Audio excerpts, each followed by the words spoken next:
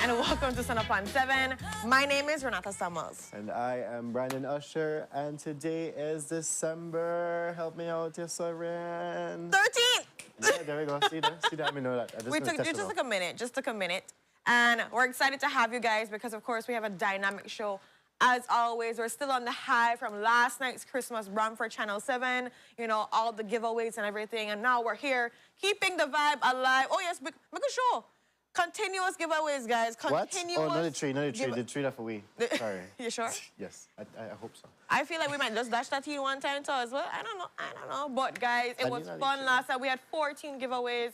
Big. This is the box right here that has all the tickets just in case people want now. And you still have your chance to win because tonight is no different than last night and the night before, where you can get 25 cents and get a raffle ticket. And we call you up, and if you answer the phone, you get to win something. You have to answer the phone of people, and your phone can't be disconnected, you know, because I said that last night. I'm smart. Anyway. But definitely make sure you tune in tonight, and of course to the news to make sure you see what's all taking place in your country. But what's taking place today is some dynamic shows. We have Miss Elena coming in, talking about the Belize Teachers Union and what's happening with them. So stay tuned for that exciting conversation. Because I hear at least session to come on, something to boil up. I know. But we have to talk about it then. Yes, we have to talk about that then. But apart from that, people, we have the special envoy herself gracing her way back onto our show this morning, talking about, you know, a plethora of things. I'm using that word recently. Look at you. Big words popping. You can spell that? Huh?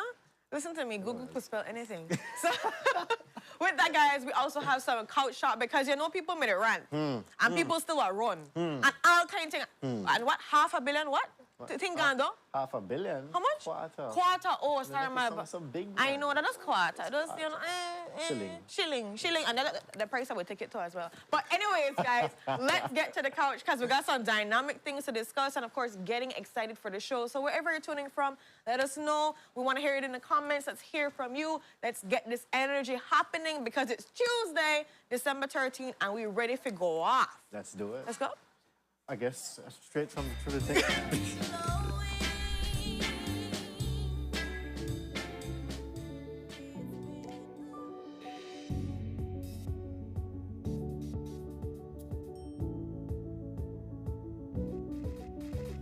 I've come to find out to everybody on Sun Up isn't what we were told. So where do I seek the answer that's worth looking for today?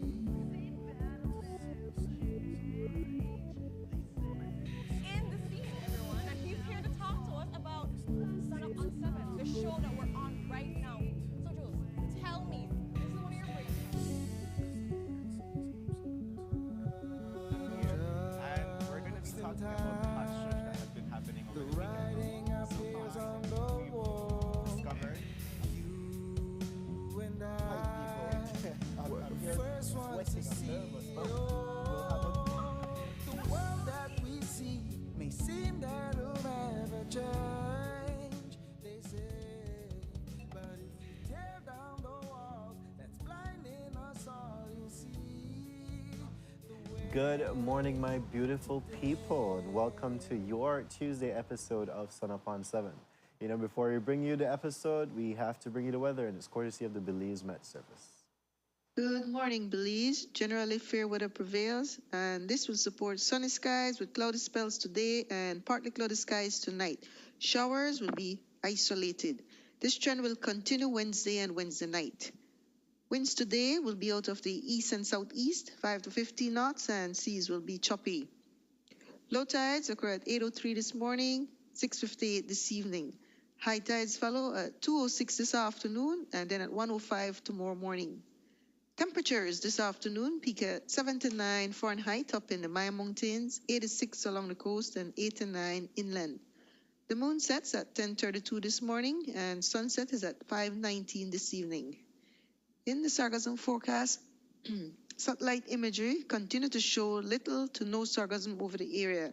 As a result, chances of sargassum affecting the country will remain low over the next few days. And that's the latest from the Belize Weather Bureau. Do have a lovely day. I swear, that's my aunt, right? So I feel like whenever she give the report, like it just short and sweet, just I get to know, the like, point. Let's I do did it. it, and I'm like, okay, I have time to write a little name just to make sure I remember, and I'm like, you done already. That went up so quick, no? Well, that's like, you know, the days are going quick. The year was quick. 2 more weeks. That's it. That's it for 2022. Wow. You could kiss 2022 goodbye. Hope you made major accomplishments this year, and if you didn't, you always have next year. Yeah, to begin I again, really man. want to remind people on that, and we're gonna get into those discussions, of course, next week when we're getting closer to the ending of to the Christmas and then New Year's and everything. But I hope we not be hard on ourselves that we never do the big savings that we want to save, buy the car, get the land, buy the house, pay this off or whatever, because. Guys, it's been a rough year for many people. has. There are struggles that come along the way. Nothing is ever set in stone. You can't say it will happen X, Y, and Z way because double could just dash in yourself somewhere and that happens, right? I'm just saying, because that's what happens in life. It's very unpredictable. So I hope as the weeks are coming to an end of 2022 that we're a little bit gentle and kinder to ourselves and other people too as well. People, we just get out of a whole pandemic. Yeah. Or we're still, it hasn't been called off. But I mean. No, but we're still having we're still cases, in so. Yeah, that's very true.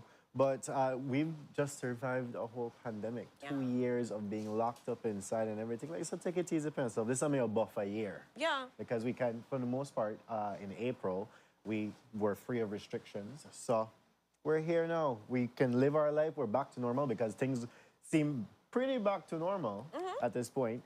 So, I mean, yeah, this was our buffer year. This is our transition year back into real life. So 2023, make them big goals again and go after them, man.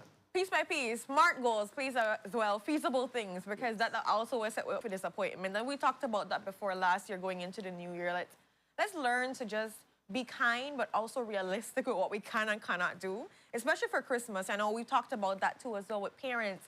You know, tell a child, baby, I really can't afford that tablet. Like, I would want to get you it no more. I would want to get you that phone, that PlayStation, that PS5, That all that iPhone 14 that what they iPhone asked for last 14 night on Pro. the brand. I tell them, okay, all these things are beautiful, but my budget not set for that. And I know I live above my means. My mom has always taught us that, like, you know what? If you make $50, don't try go for a $75 thing because you don't live above your means. You know, realistic. So let's try to be honest with our children. And, like, you know, if they get disappointed, so what? They have to get the reality check too as well. And we did speak about minimalistic Christmas. Exactly. So let's remember that too as well and get our mindset on it. Get it out of the gutter with payday to Conrad Chan. You know how that like the last payday for some people they get one pay. Until about mid-January. Yeah, that's kind of So rough. what does that mean? That means that I hope everybody out there the budget properly and we don't have MAGA season coming in January and they overspend on gifts because it don't make sense. Well, like when my legal said the other night, when Abram, you know, she just want to get rid of her bills. Yeah, I haven't liked Shakira's message. So that when, you know, MAGA season come around, she the flex. She not the MAGA season at all.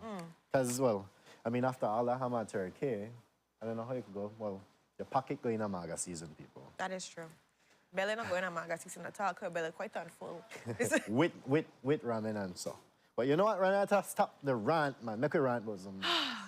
I think Faber done the rant for we. You know, so much different parts. You know, we went from his opinion for the party, the dirty that they did, they take me out of the chat. Yesterday, me kind of sunny circle me air out to dirty laundry and things like That's that. true because I felt like that lot of laundry me out there. Lot. But you know, this isn't surprising for me because any person, and I think about the PUP and the UDP in the same manner where they're this discombobulated family that has issues that only because PUP don't put their air out the issues like how UDP air out the issues for the most part. We know they sit there laundry as much as, but I sure think that happened at PUP. They have dry, I know, man. Exactly. Because they have afforded with the picture curry money. What? We no, don't get there? We don't get there We don't yet, get there yet. man. Sorry, honey bun. But definitely, you know, he's been frustrated for a while, been pushed aside, been trying, just like Saldivar, to fight for a way to get somewhere in this party, in this family, to be seen and to be heard. And so when you get a mic in front of you, what you are to try to be seen and heard. Point blank, that's what happened. That showed. So, I mean, that interview yesterday, or the interview yesterday, is because it was split up in like 3 parts or 4 parts. Yes. So, for the most part, we've heard that, you know, okay, the UDP don't want me there. I don't want UDP to heart and what's not, but you know what? I want to run independent. I go independent and I make history check. So yeah, Because my I'm the people that first support me for independent. Colette. Yes, exactly. My people that say where I go, they go. Ooh! After Lisa, then he got on the ground. And I checked. So I mean, Patrick Faber again has announced his candidacy as an independent party, or independent member yeah. of his constituents. So that should be very interesting because you know what, in a funny way, I do see it happening. I think it's possible too as well that he can make history just based on the love that he has for Colette. But at the same time, we have to also think, does Colette love him or they love the UDP? Because that also is going to be problems. And I've seen so many times before where, you know, somebody try run independent, people don't have the love for them, but they also have the love for the party. And it's a split now. So the PUP candidate just But you see, the come up craziness and win. is that from the next standpoint that I had is that you are running independent. Where is your funding coming from? It's not coming from your party. Definitely not. So I mean, we know how politics work. Yeah, but we also Aye. know how our politicians got links and strings with other people, and he's been in the game far too long for to make some good connections to get some funding. But then, well, I do see that. But if you win, then what? You want to fund through yourself for bill only Colette, or you want to fund different policies, or what? You the one voice. Yeah, exactly. So and then a I'll big put house of I want to invest my representatives. money in this. Yeah. It's kind of iffy, people.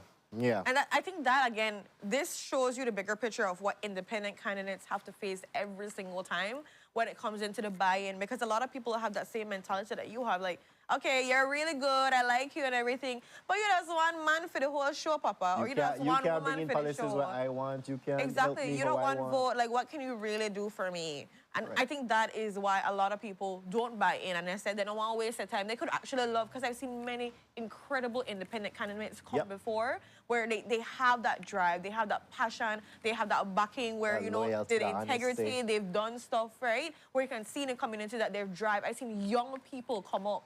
I remember there was a really young guy, I can't remember his name for the life of me, but he was incredible, did not win, but he did the work.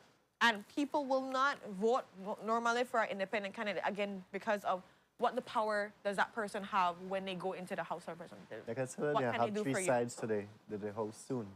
Soon.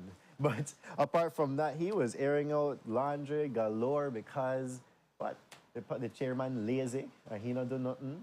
I don't know what direction this party they go, you know. They go power rampant tangent The thing. UDP don't runaway train at this Runaway point, train and the and- leader do what he wants. And the chairperson just allow her to do it too as well. It just follow foot for ya. Huh. Upsetting this train. I wanted the Thomas train. I don't know. You know, I don't know, because it could be Thomas. It could be the little Choo train choo. who can. So. Choo choo. No? Yeah, no. But he had a course. Apparently, according to Fava, they have no course. They just do as they please, and everybody just stay in there like, okay, yes, let's do this. And I mean, to the point of even writing a letter to the committee, saying that, you know what, this convention we're going to have, you know, Colette, that was unlawful by their constitution, and the chairman lazy, he not do nothing about that. I'm like, whoa, But whoa. what is also interesting, like he talked about, he get to the nitty-gritty, and I don't know what it is, because it's a trend of being pulled out of group chats. Is that a trend? They kick out somebody from the National Party Council who is an elected member in Parliament, and so he's like, "Whoa!" He's like, you don't have no scene under that right at this present moment, because although there is a new air representative too as well, and I can understand that point from for the most part, I get it, because like you kind of still need to be informed and you still need to be on the same page. But I guess that is a privately messaging or some kind of mass text. I don't. You know, what sweet me is that, you know what, they didn't kick me out. It was on my own accord that I chose to leave. That done on my recollection. That done on my recollection. But you know You know what? that, like- I may be wrong, Renata. I know everyone wait. It's not night train. Stop it. You need to stop it. But I think, you know, this situation, again, sticky, messy, shows again how the UDP does not have themselves together at all. They're every time you see somebody speaking up against them, publicly too as well. Like, it's not just like, oh, we're internally dealing with these things. And I know there's many times people talk about, why are we airing this out here? It's because, guys, they are the opposition. They really and truly need to get themselves together, because if they don't have it together, and I remember this was a conversation I was having with a couple colleagues the other day, is if people vex with this POP administration, at any point in life, they get really upset and, you know, they do something really off the train, off the real kind of thing. Who Would they you- run to? This is what I'm going, this Call is what I'm going Tyrone, to. just up on my phone. This is what I'm going to, like, who do you run to? Because you can vie to have an early election, but who the hell are going to elect? Somebody please answer me, because they're not ready. And that's the thing why I think there's so much pressure on them to try to at least get themselves together. It's not that, you know, we're really what I want them to be the next administration, but there's no other option now because they don't have themselves together. Yeah, that's very true. You know, an interesting question that happened last night was when we were asking him about Saldiva and his candidacy and how the National Party Council, yes, they've said this, but you know, he could appeal to the the special committee, he could appeal to the National Party Council, but if the National Party Council, they rule in his favor, then Shine is say how he had do everything in his power for convince them for uphold their decision, right? Father just look for them and they're like, the leader and the chairman are fools. They don't know what to do. How you gonna tell somebody we make a final decision, but oh, you could still appeal to the National Party Council. Like, this there's is a the fine whole line. point of There's- the runaway train. I'm like, oh my gosh, this man are gone for a rant, but he's back. Guess who's back? First meeting in how long? Since July? Yeah, it's been a while. And he back with a lot for say. And I mean, again, they're like, any child will get put up in a timeout. And like, they never allow you, like, and you try to say something, ma. And then finally, when you The get energy out, need to come out. I have a lot to say. And literally, he did have a lot to say. So you can see that unfold. I do know that there's going to be more scruffles coming along the way. And I know he said, and he made mention to us, well, like when he was vying and when he was party leader and everything and had to step down, and he's like staying in that same stance, you know, doing what's best for the party and etc. We'll see what happens with Saldiva, because He not back down. Miley Boy, they stand tall, strong, and, you know, guys, It's a big deal. I'm a big deal. Anyways, moving Anyways. on, because we have a lot of coach talk topics to blow through today. So We're here for it all, the guys. Chamber of Commerce on the minimum wage. So people, you know that the PM has said that come next year, the minimum wage will be raised to $5. It went from $3.30 to $5 now. But the Commerce is saying something else. The Commerce is saying that we need to approach this in a phased way. We need to basically increase, just like how we had the Social Security increments over the years for contributions.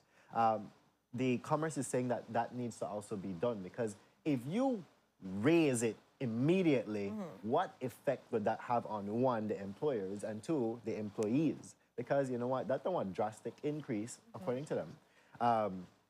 That may break the employer, but may also have a backlash on the employees, because you say, well, I can't afford this now, and you start let go people. So they're thinking about a phased approach to all of this. And, you know, you have the public fighting back, of course, saying that, you know what, no, we've been basically suppressed for so long. We need to now come up $5 minimum wage. We need to start benefiting from that, not just increment or increase it, you know, per year or whatever the case may be. Interestingly enough, they said they've done research that for nations that have raised the minimum wage overnight, and it went, I mean, it drastically became a problem for them.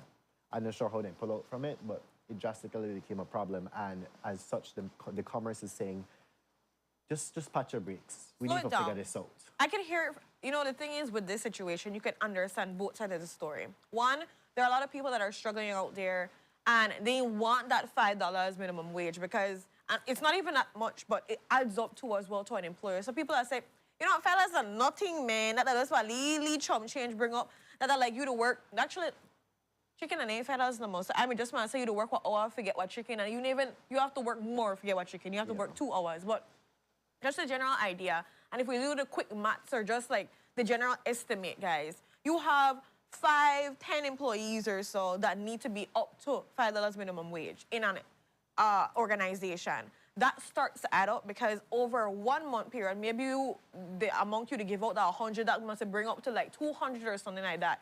And that's a level of arrears now that person, that company has to balance out. Where is that money coming from? And that's No. where you get...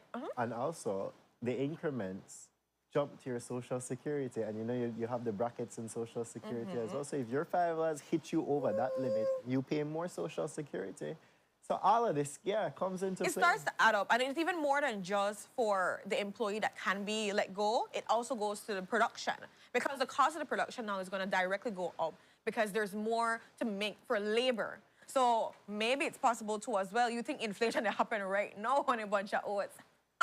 You don't know it. And that's the thing where people are not thinking about, and I don't blame them, because people don't get that one-on-one understanding of what happens, what are little intricacies, what come into production, what come into like pay and balancing out and equilibrium, and you know what happens there. And so I don't blame nobody for that, because we don't know necessarily if you never take a class or so. And all you to think about is, bro, I did struggle right now, I need my money. But also understanding, even if you get that money, will that money really balance out? Because let's not think about it, B.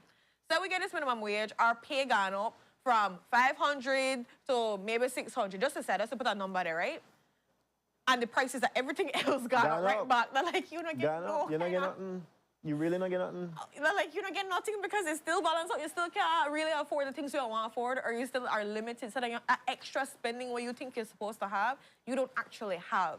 So I understand a phased approach, because we're also, when the Prime Minister was talking about it on the couch here with us, he said that, you know, what happens to the other people that, you know, are above, what happens to their pay too as well, because there is a trickle effect, and they need to be increased. Right. So now you have a situation where people that are giving minimum wage get the increase, and other people that are above that minimum wage that now are the same level of the people that have that minimum wage have to get that increase as well. So that all that we pay have to go up, and where the money to come from, because we have to break even.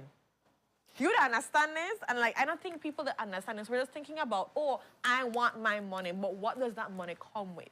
A very interesting question here. So who in the world the government consult when they say they did their consultations? And why Chamber wait until now to pump the brakes? But I'm still with the Chamber, but I'm with government. I'm still with the Chamber, but I'm with government. But who do they consult when they say they consult? No, I completely understand why you're with both.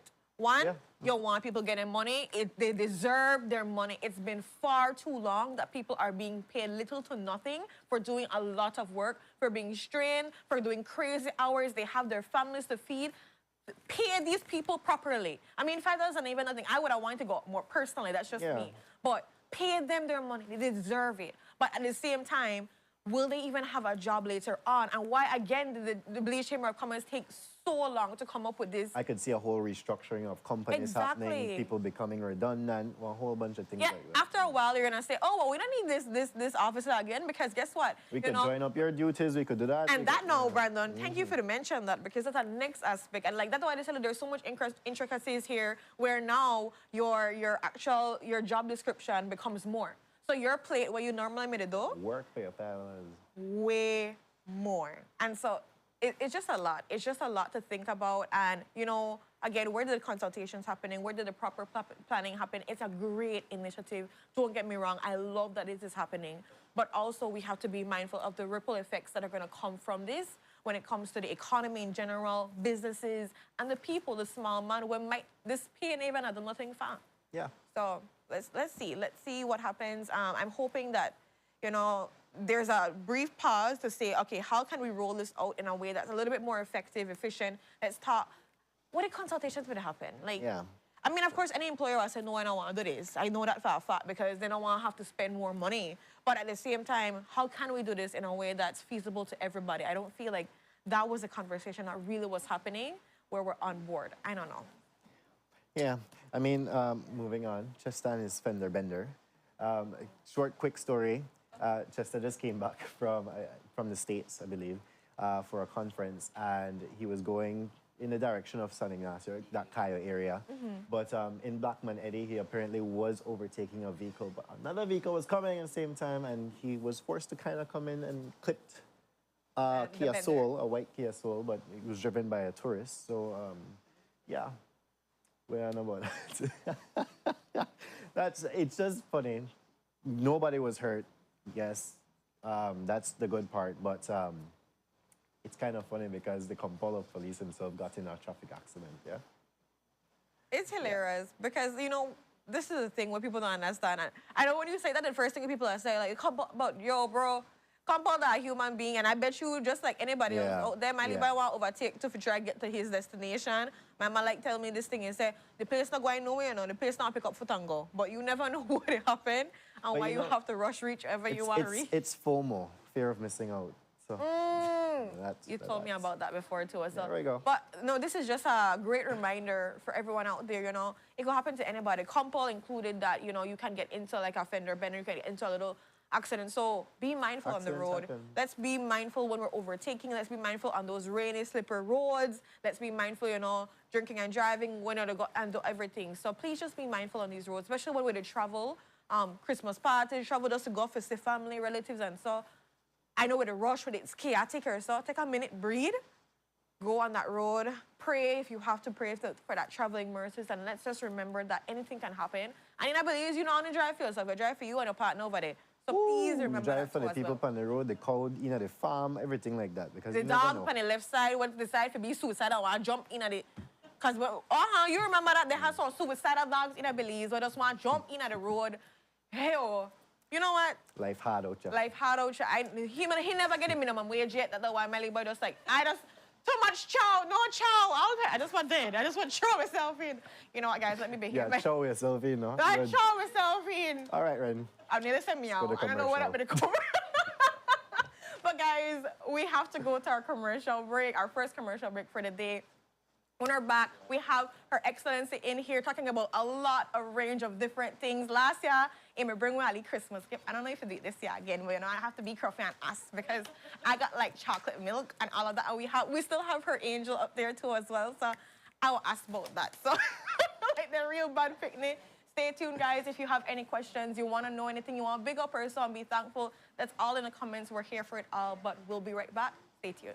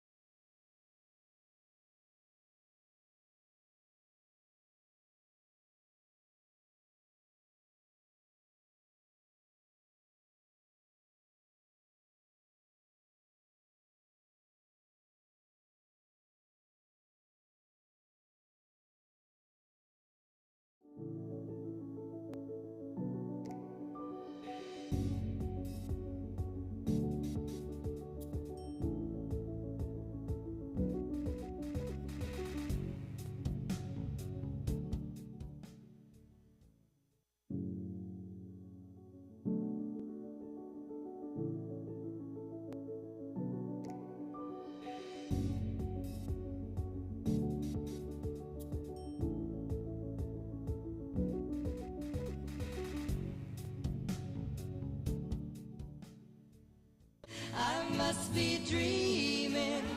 Oh no, honey bun, you're not. Everything you hear so far, that's true. Delta Store has a new look. Delta Store is at the same location, right down Albert Street. Delta Store has a wide variety of fabric. Delta Store offers quality and savings. Everything in a Delta Store for only $4.99 or less. Snap out of that dream and head on down to Delta Store today.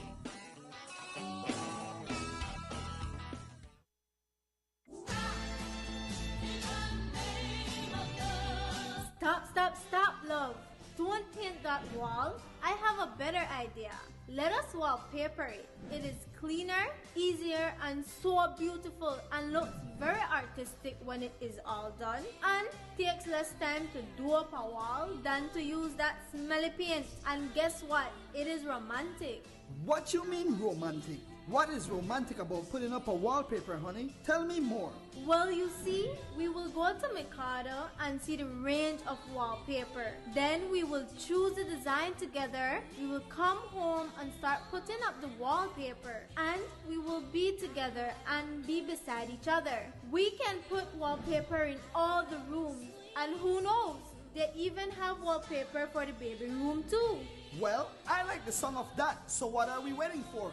Let's go to Mercado like now. Come in, honey. You can also see our selection of wallpaper on our Facebook page. Like us and follow us on Facebook. Mercado, centrally located in the heart of Belize City at number 37 Albert Street. ¿Sabías que Hospital Galenia modificó los protocolos de seguridad y prevención de salud ante la pandemia de COVID-19 para evitar contagios? Se garantiza que todo paciente que llega a quirófano está libre de COVID y durante su periodo de recuperación no va a tener contacto con un paciente infectado. Hospital Galenia, más que un hospital. If you've got a lot more good years ahead of you, if you exercise and eat right, but what if something happened? What if you were the 1 in 3 that will be diagnosed with cancer? If you were the 1 in 4 who would suffer serious heart issues? What if it ruined more than your health? What if it ruined your financial stability as well? Sagicor's critical illness solutions can give you confidence in the face of every what if. Let's help you plan for the what ifs today. Talk to your Sagicor advisor or visit sagicor.com.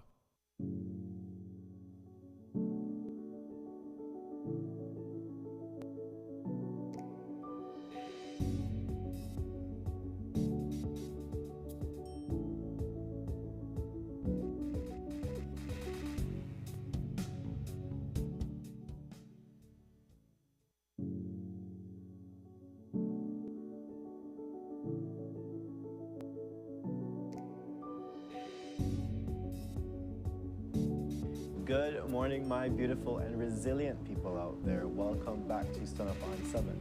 We're jumping into our first conversation this morning, and we're joined here with Her Excellency, Mrs. Rosana Briceño, who is the Special Envoy in Belize. And we have a number of things to talk about this morning. But let's check in first, Ms. Briceño. How are you doing? I'm good. Thank you for having me here. I know it's been a while, right? Yes, no, we missed you. Thank you. Feels good to be missed. So I'm happy to be here this morning with you all. And we have a lot to talk about, which is good because, you know, when I see, that's like when you see your friend long time and be like, let's catch up. Like, tell me the shush, tell me the juice, that kind of thing. And you've been really busy. Yes, I have. Which is good because I think people need to know the valuable work that, you know, your office has been doing, that has been taking place, and also, you know, what is to come to so we can get ourselves prepared for that. One of the biggest topics that, you know, we want to dive into quickly because there's so much to unpack from it is the 16 days of activism. And we just came off of that. But I don't want it to be just a high that, you know, oh, it's 16 days of activism, yay, boom, okay, moving on with life, that kind of thing. And, you know, when we had the speaker in a couple weeks back, she was just talking about a bad comment that someone had made about the same 16 days of activism, that, oh, that they happen again. You know, that kind of thing where people are just like, it's just 16 days, they just talk about it, they do stuff and they move on with life. Can you talk to us a little bit about, you know, for people that talk that kind of way and the general impact that we need to be having for 16 days of activism and thereafter, the importance of it? I'm glad you brought that up because, yes, you're right. We just got off of it. It ended into December 10th. It ended supposedly on December 10th on Human Rights Day. Yes. Right. Which I think was most suiting. And when you look at protection, Yeah. being free from harm, being I think my thing is going to just being in a safe place. Your house, for example. Let's start in the home. It's supposed to be one of the safest places, and it isn't. Yeah. So when we think about a right, that a basic human right is to have security, to feel safe in your house, Yeah. in the workplaces, everywhere you are. And unfortunately, I would say some men think, okay, it's 16 days again, let's put on the orange shirts, let's go there and make a lot of noise. But it doesn't end there. And I think that's why I think it's important to have this conversation. Right. It's every day that this thing happens.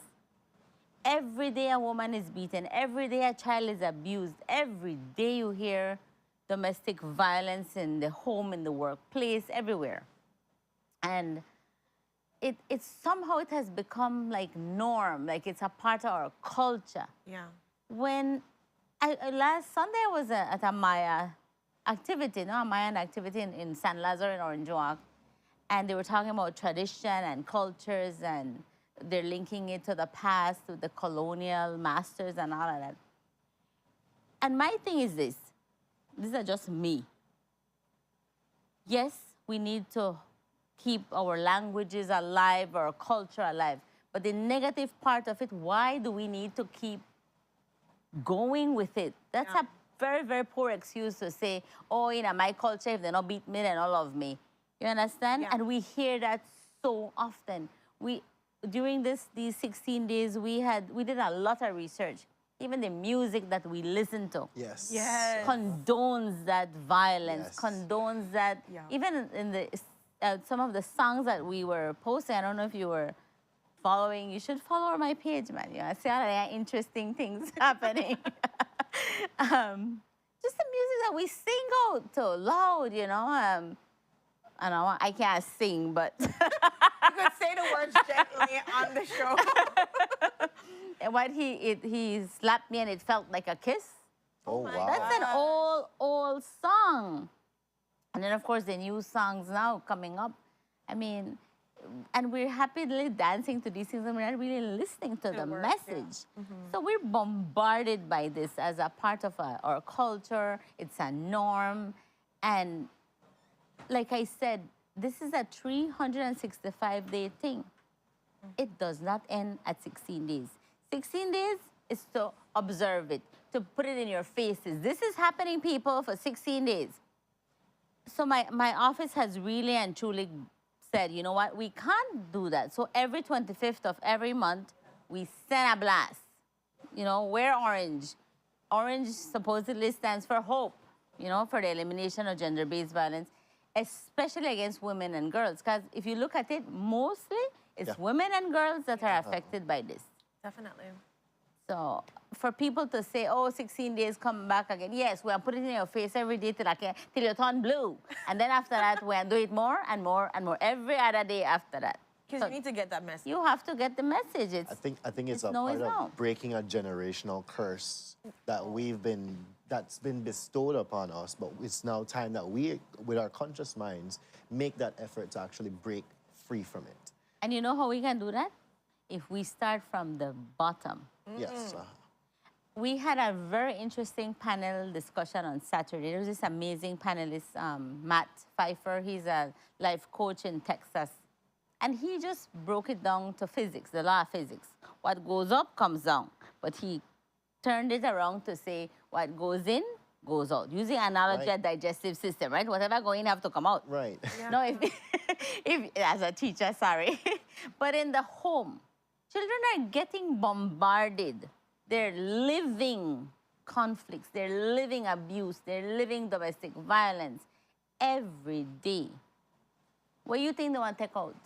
What do you think they will take out? They're going to take out exactly what they're living. Yeah. So if we don't try, like Brandon said,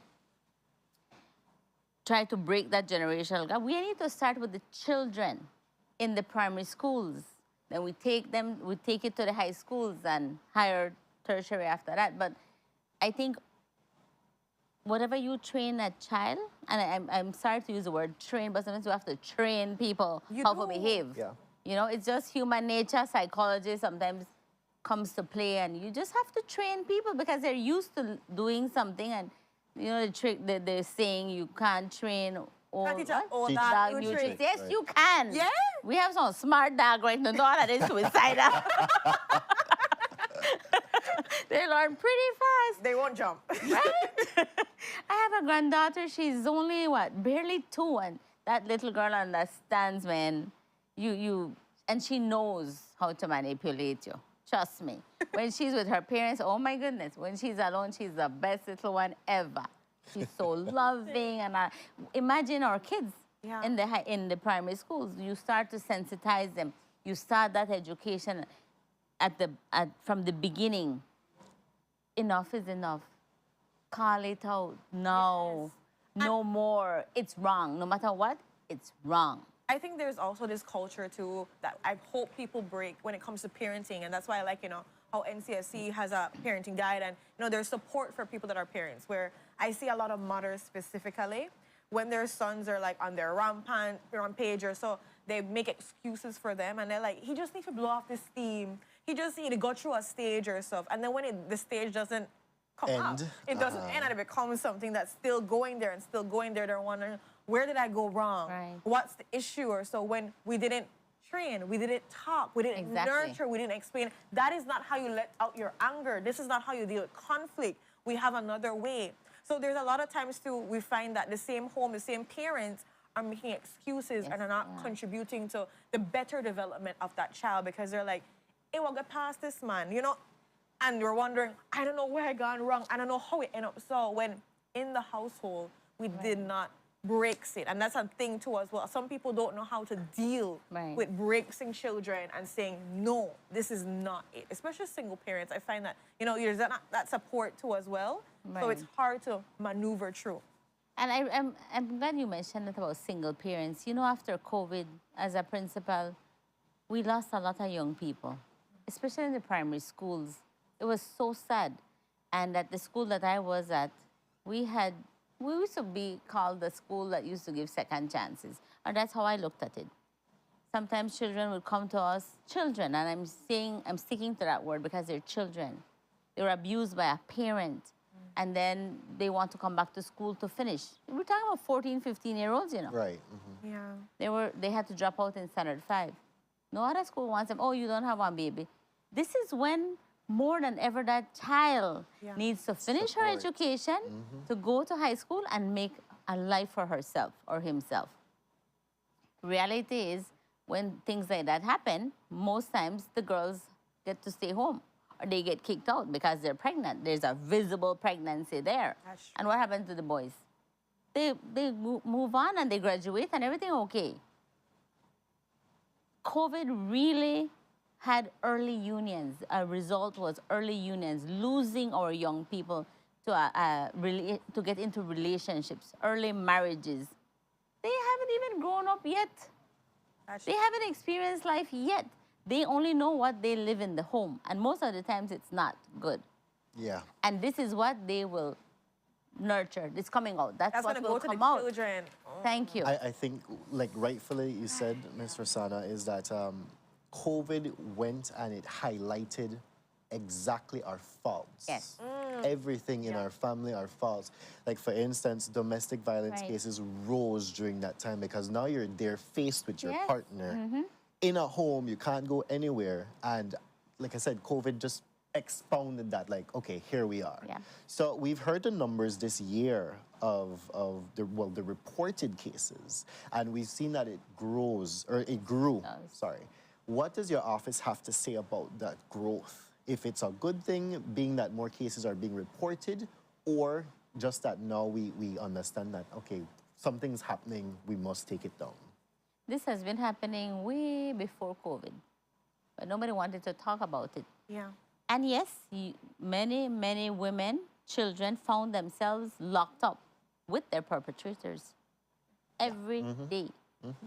So something had to give. something has to give. I mean, you know, this situation and it's just blowing up. Somebody have to scream at some point. It has to pop at some point. And this is what COVID did.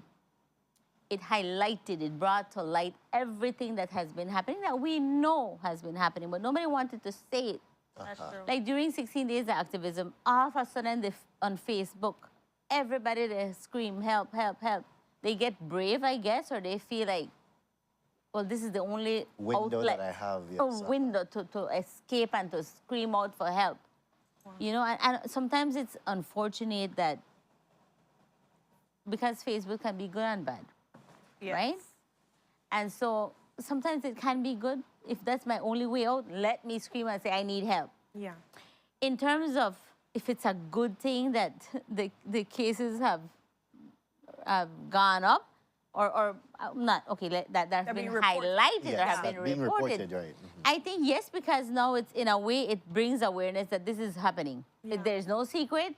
There's no shush. I mean, shush, you know, let's keep this under the wrap, not say nothing. No, we can't take it anymore. It's happening. We have to call it out now, and that's one of the hashtags. Right. Call it out now. It is what it is. It's abuse. It's a domestic violence, which leads to the murder, the killing of our women. Definitely. That now we know that there are more cases. Now, this is where I think all the stakeholders need to pull their part. What do we do now? We know it's there. What are we going to do? My office is an office of advocacy. I've always said that. I don't provide a service. I don't have a plan for you to say, okay, I want to give you $1,000 and you go fix your life. No, I can't do that. There's no money there. But I can advocate for you. I can get support for you from the different stakeholders, the different agencies. I make a lot of noise. I call them. I say, what do they do?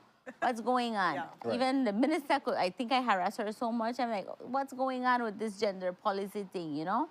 Yes, in February, a motion was passed in the House to support and pledge against gender-based violence.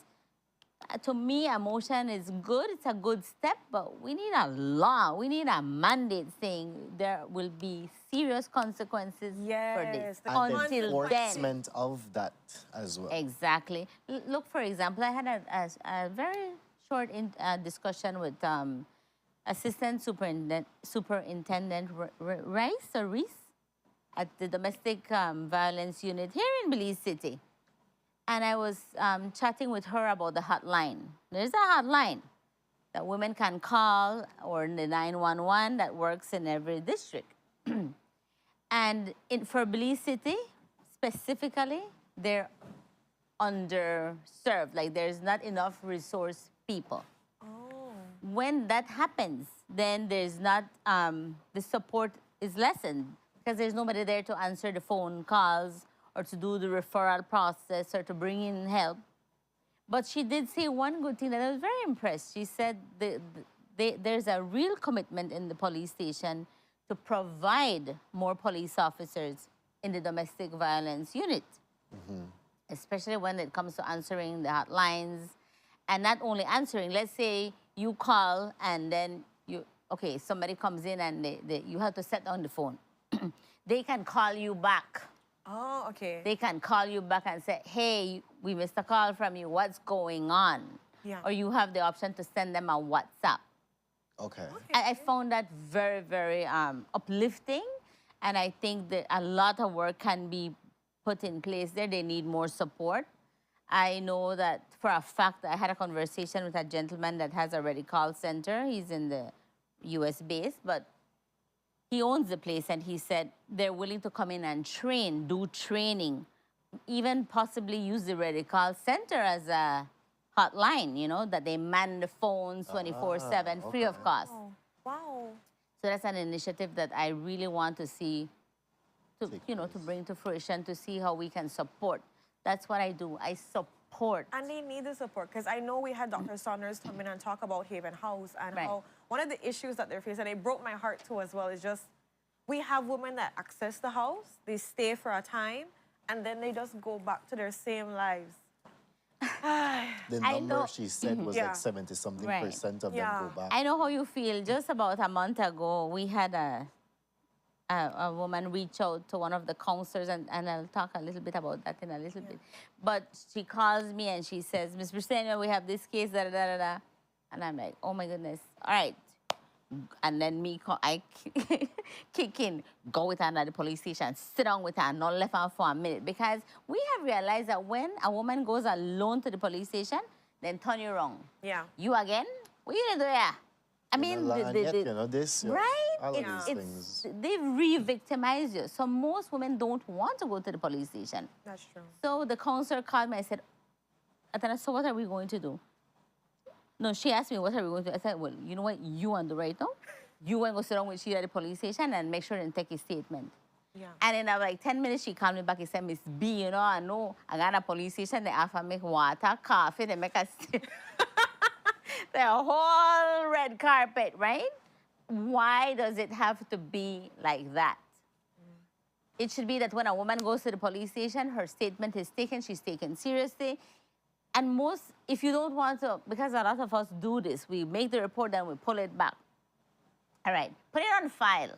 Yes. Just put it in a Build a file. history. Rosanna come 4 times and report the husband. And it say, I don't want press charges. But boom, when the husband kill her, or God forbid, there's a record there. There's a file there. They know who to go look for. Who they can pick up.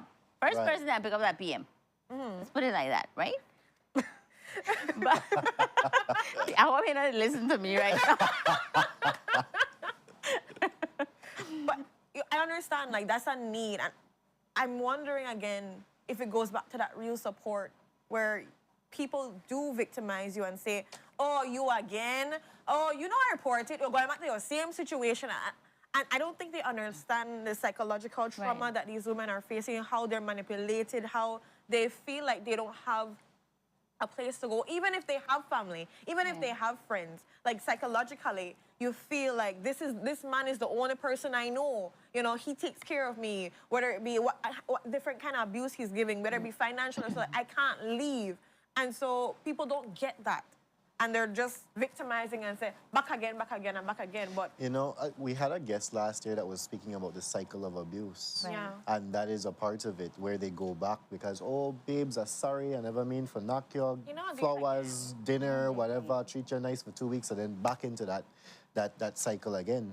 And it goes over and over. But I think we need to sensitize police, men and women as well, dealing in the DVU, Yes. about this, being that, you know what, like you rightfully said, Ms. Rosanna, and I've advised clients the same way, you know what, I understand you don't want to bring the charges, but still make your report. Right. You have that history, so that in case anything happens, and God forbids it reach the stage of, you know, murder, Right. femicide, but if it gets to a point where you've had enough, you have that history. So when you are in court presenting your evidence, you have from March 22nd, April 8th, whatever, and you just let it go, that's your evidence Yeah. right there. So yeah. it's a serious thing, but I do want to get into a positive topic too as well here, because I know this is some serious stuff. Right, it is. But you made a great comment about how people should be following your page because there's always great stuff coming.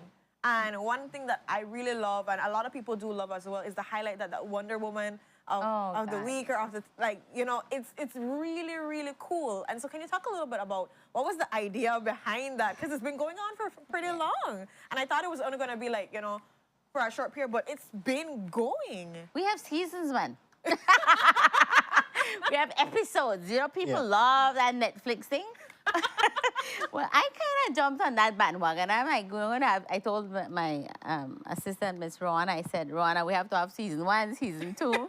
But this came up because during Women's Month in March, you know, people get highlighted for all, the same people get highlighted over and over and over. That is true. And I decided to start looking for women that are working in their little corners very quietly, but they're doing salient work. Yeah. And pull them out and leave whole. A lot of them don't want to be pulled out. They're happy in their little corners. And that's okay. I respect that because we get permission from them. At the beginning, we started to just identify people and we would do a little thing. But then we said, you know what? We should ask. And then it started from there. And we looked for people that would normally not be highlighted. Yes, every now and again you put in one popular one in there, and it's all cool. And I love highlighting people that don't expect to be highlighted. Yes. Let's put it like that. Some people have said to us, no, I don't think so. Like they're too shy or they don't want to. I'm like, that's okay too, I respect that.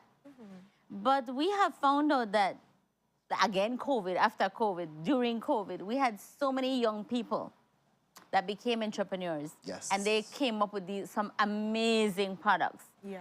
And actually, my favorite one was from a young man. I don't remember his whole name, but I know it was William or Will something. And he was based in Belmopan, and he had these amazing lemongrass tea bags with different flavors in them. And that was like my favorite. And we started to buy online, and the whole online thing started, right? It got really out of hand, but it got cool. And we, again, went back to those young women, started to highlight them, and it just took off from there. You know, and every week I would say to Rana, do we have a list? What's our list? We start doing research. Who are we going to highlight today? Because you don't just pick anybody. You want that it's something that they... Right. It doesn't have to be political. It don't have to be that you wave your flag out there. But you're doing something that will benefit the community, your environment, something positive. Yeah. Right. And we want to encourage them. And then when we big them up too, then people get to find out about what they're doing. Exactly. And that's how And then you support collaboration them. and Exactly. partnership happens, because they're like, oh, I never know somebody would do this too. I did do that. I could, like, we could join forces, or I never know how it happen. I can learn about that, how, you know, because that's the good part about it. Like, you're getting these new faces, and I love when people, like you said, like they're in their corner doing their thing, and they just get recognized, sir, because obviously it shows that they're not doing it for the recognition. They're not doing it for that spotlight, but it's just beautiful to know that you're appreciated. We see you, Yes, we see hear you. you. Mhm. And And like, I you was know, actually you're valued. called out because of doing that, you know. Somebody called me out and said, I know what's wrong with Fishy Office. I know what Fishy Office is, though. Well, this is what my office is doing, pulling out the women that you would not expect, that do not expect to be highlighted. Let's be real. We don't tire to say the same old, same old. I don't condemn nobody. Right. But come on. New faces. New faces, you know? Let's get to meet our young people out there. There's a lot of people coming up. Yes, the old people have done their share, including myself. I'm kind of gonna hurt nobody's feelings, I'll include myself. And they have done a lot of work, and it's all good. But our young people are coming up, and they need to be highlighted. Yes. They deserve do. it, because, They man, the totally hard do. work that happen. Of course. Nobody asked them to do it. They do it on their own accord. And that needs to be spread. That's the joy, that's the delight when you see all the cases, when you see all the things that go down the drain in a way. Exactly. When you look and say, man, look at that person. Still striving, still doing it, still loving, still, you know, pushing other people. Then you're like, man, there is hope. Exactly. There is inspiration. Exactly. Yeah. I can still go on, because I see that there's still good in Belize, regardless of all the bad here and there. Right. Yeah. So that's why I really love it. And also to prove a point, we do have skilled people in Belize. Facts. A lot of talented, skilled people in Belize. PM. Period. PM. No. PM love me for that, because I'm helping him, right? Yes, definitely. But no. yes, we have to be aware too that we have a lot of unskilled persons that are not employable, and we need to do something about that, because that will continue the vicious cycle of poverty, which will lead to violence. So that's another social issue. Right. I think for our next day, right? Yeah. That will take a whole next session. A whole session for sure, because, man, we could talk about We need to work on our peoples, definitely. Empowering them, giving them the education. And unfortunately, sometimes we feel like they're not interested. But maybe it's because of lack of opportunity. And also, maybe you're not showing them what right? they are interested in too as well. Because Exactly. at the times we want to try wave this piece of chicken in front of somebody's face, and maybe they like fish. Like, you never know. Like, I'm just saying, like, you never know what people really like. You like my analogy? Yes, like, I maybe do. they're like, they're pescatarian, and you never know that. You put chicken in their face and they want fish, get it and fillet. You know, I think we've come from a culture to, or it's a culture now growing, that get rich now that they eat. Yeah. And nobody don't want to do hard work anymore. So people who are, you know, unemployable, they're just like, okay, what's the next big come up? Right. Crime. And that's the thing. Every day a young man is killed. Most of them are young men. And that is sad. We're losing our young men to gun violence, to drugs, to all the illicit things possible that you can think about. And that is scary.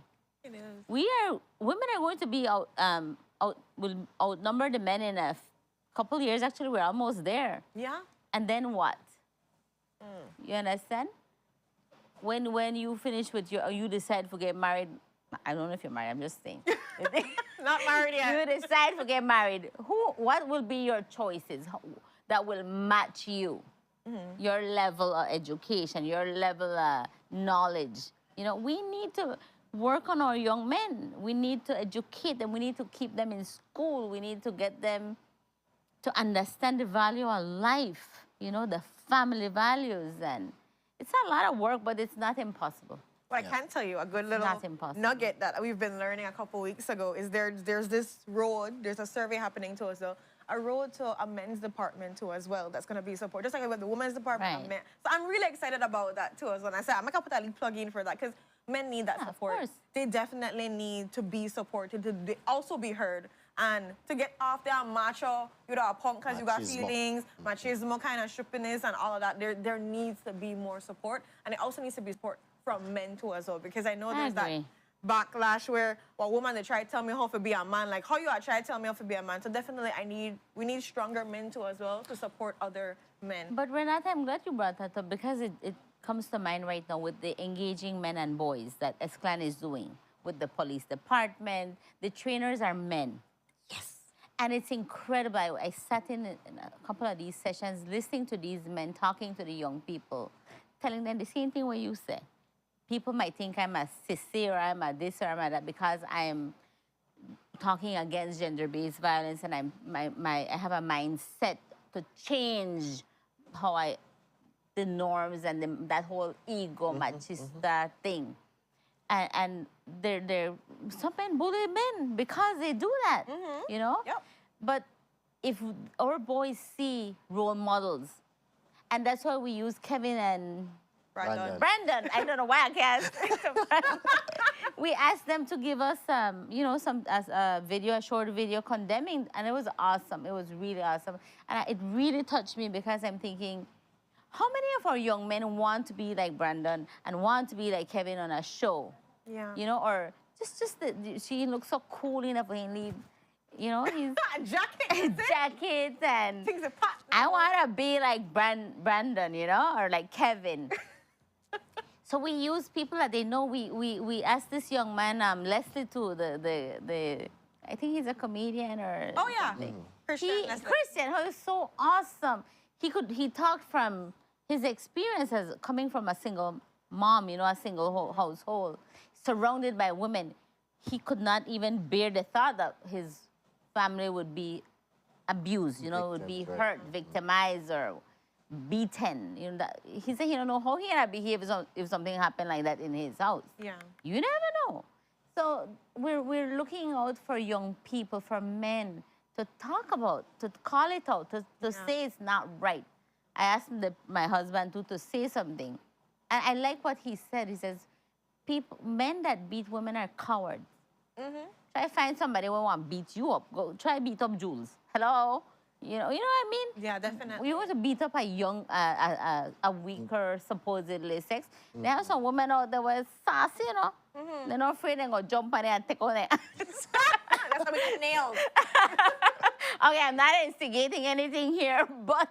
They know they're fractured something. Exactly. And definitely I can see, and this is why, again, it's great that the valuable work that your office is doing. Thank you. I mean, regardless if you're saying you're not doing services, advocacy is way important because we need people to speak up. We need people to call and tell them, wait a minute, no, like get it together. We need that wake up because oh my goodness, we need people to get up and actually act and not just say they will act because we have a lot of talkers in this country and it's important to have walkers. Let people go out there and let's have action happening. And I just really want to commend you and your office. And again, it's been so great to have you on. Thank you so much. It's been a while. I feel like, man, I really like you to catch up with your friend and be like, so what you've been doing, you've been telling people about themselves. I love it for you. I can't help myself. But that's my husband's fault, you know, because he told me, I said, I in our office, I in a SE, Her Excellency, and I don't feel like I get nothing done and nobody bring me nor carry me. I feel like I waste my time. He said, Rosanna, this country have a lot of big issues. Yeah. You know, like I said, we got bigger fish to fry, right? You never tell me like that, but I got that. And then he said, and then I said to him, but what about the social issues? Yeah. This is what will, you know, change this country around in the future. We need to start with these issues. And he said to me, that's why you did it. Yeah. Use your voice. If not, all of them social issues will get swept under the rug. Right. He said, work with people that will support you. Human development. You have the ministries, the different ministries, Ministry of Health, that's for example, Ministry of Education. Work with them, collaborate with them, advocate with them. Yeah. Then and only then we will be able to make a difference. Right. Sometimes I get frustrated because you feel like everybody's working in silo, you know? Yeah. Nobody want you rain pan and parade. This is my thing. How we I'm get here very... for this, yeah. Yeah. We're not to share the spotlight. And to me, it's the way people think that we lose money, we waste money, we waste the limited resource persons that we have, because we do the same thing over and over and over. Instead of we work together, that's the one thing that really ticks me off sometimes, you know, that all of us have the same objective. We have the same mission, basically. The vision for Belize, you know. We're working in silos, and we're not making that a resource because, really come. oh, I have to shine. And that's why everything that I do, most of it is done quietly. But I'm doing stuff. Yeah. I'm working. Because my husband tells me, you need to do what you need to do. And this is not forever. Yeah. So in the time that I'm there, whatever time I'm given, I will do what I can. And if I have to come visit you every year, I will come. No, man, more than that. You know, I need to come more than this because honestly, this one conversation is not enough. We have more to talk about, but of course, time is up, guys. Yes. And, you know, we truly, again, appreciated this conversation. Definitely. And please, you know, please follow Ms. Rosanna, their page. Can you please give them the exact name of the page it's supposed to be? It's H.E. Rosanna Briceño. Yes, H-E, like H.E, guys. It's really simple. Rosanna Briceño. Say it out. So we're going to run to a commercial break, guys, and we'll be right back. Stay tuned.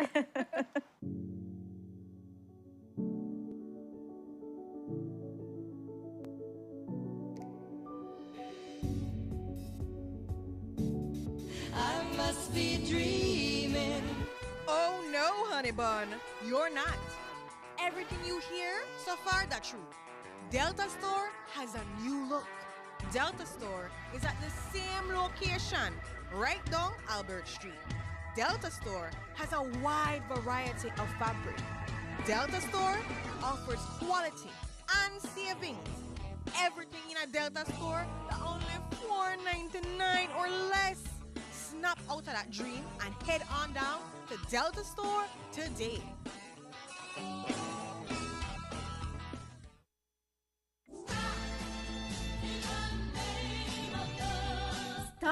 Stop, love. Don't paint that wall. I have a better idea. Let us wallpaper it. It is cleaner, easier, and so beautiful and looks very artistic when it is all done. And takes less time to do up a wall than to use that smelly paint. And guess what? It is romantic. What you mean romantic?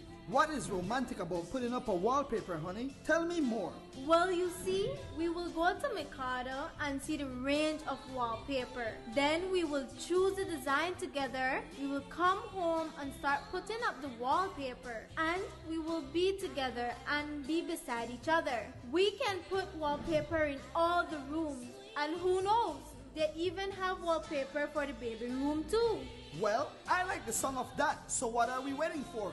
Let's go to Mikado like now. Come in, honey. You can also see our selection of wallpaper on our Facebook page. Like us and follow us on Facebook. Mikado, centrally located in the heart of Belize City at number 37 Albert Street. ¿Sabías que Hospital Galenia modificó los protocolos de seguridad y prevención de salud ante la pandemia de COVID-19 para evitar contagios? Se garantiza que todo paciente que llega a quirófano está libre de COVID y durante su periodo de recuperación no va a tener contacto con un paciente infectado. Hospital Galenia, más que un hospital. Join me tonight, along with Chef Sean and Chef Finnegan, as we make Christmas dinner with all the trimmings turned all the way up rich. We'll have tips on how to make your turkey tremendous, your ham heavenly, your stuffing succulent, and your salad saucy. I'll be there in my silk PJs while Mr. Finnegan is in flannel, and Sean will just be on. So join us for Christmas Bram on Channel 7 tonight at 8 p.m.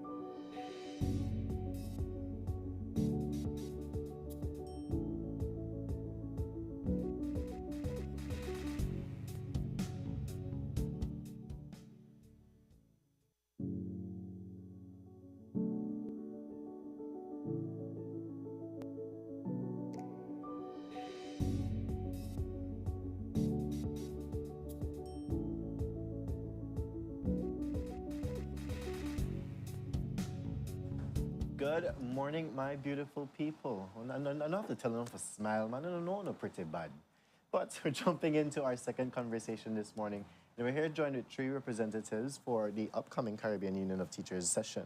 We're here joined with Ms. Elena Smith, who's the president of the BNTU, as well as Dr. Gart Anderson, the president of the Caribbean Union of Teachers, as well as Ms. Antonia Tika de Freitas, Got it correct. Yes. Welcome to our couch this morning. How Good are morning. you all We are doing? blessed. Thank you for having us. All It's a right, Miss pleasure. Elena. Miss Elena, you you know, just so say nothing off. at all. Sit down there, Good pretty. morning. How are you? See, she brought the sunshine. All right, you look pretty. I like that color on you. Oh, thank you. I can't wait for me to get my ornament for you. Yes, you will. Don't worry. Gosh, I You swear. already blasted me, so I have to bring it now. Listen, I'm up on big TV. The Pan Big TV, they bring an ornament, don't say to bring it. So national TV, let the record show that Miss Elena Smith has said we're going to be bringing out the ornament. But in other news, talking about, you know, the Caribbean Union of Teachers session, you know, all these fancy words where people don't know already, we kind of get the idea, but sing it to me and let me understand what really this session is about, or more or less, how did this actual idea of having the session come to be? So I guess I'm going to start with Miss Elena or Dr. Anderson. Because Well, you look pale, so. Thank you. I'll start out by explaining really what is the Caribbean Union of Teachers. Yes. And it's really a federation of teachers union in the region. Clearly, we have two main planks on which we operate. One is advocacy, looking at the conditions of service for our members, but equally, we also have a vested interest in the professional development of our members. And so that is why we are here in Belize this time around. We are now having our executive meeting, which is treating with the hardcore union activities relating to the advocacy and ensuring we safeguard the rights of our members. Okay. But starting tomorrow, we are having our education conference, and that is looking at how we build the capacity of our members and in a real sense, how we impact policies surrounding education with the view in mind to improve the quality of education that we provide for young people across the region. And of course, you heard that Mrs. De Freitas is here. She's the chair of the Education Conference Committee, and she will tell us some more about what to expect in the conference. So, Miss Antonia? Sure, not a problem. So this is the 9th education conference of the CUT. It's held every 4 years. Actually, this is the second time we are having the education conference in Belize. Okay. The first time that we actually had one was in 2014, yes? And it therefore is a privilege to be here and to have the conference again. The theme of this year's conference is towards the future of education in the Caribbean, mitigating risks and ensuring resilience and sustainability. And as Dr. Anderson said, we're not only looking to build capacity, but if I could steal a bit from Ms. Rosanna's interview a while ago, listening to it whilst we were waiting, I heard her speak about the entrepreneurship of young people that she witnessed, but I also heard her speak about some of the socioeconomic issues. And when we think about risks, especially in our Caribbean region, we tend to focus mainly on natural disasters. Yes. Hurricanes, floods, the volcanic eruptions, etc.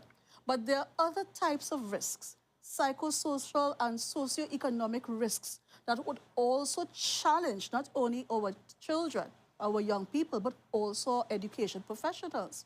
Crime. When we look, for example, at what has happened in Haiti over the last few months, schools have been closed. You've not been able to get to schools, and our unions there, our teachers there, they are suffering. They are worried for life and limb. So this education conference that we are having is about looking at resilience. How do we first measure the risks and deal with the risks that we experience in our region, diverse as they are? And then what are we as an organization, the CUT, going to do at our regional level? What kind of advocacy will we have with regional governments, with international agencies? But also, how are we as educators going to survive?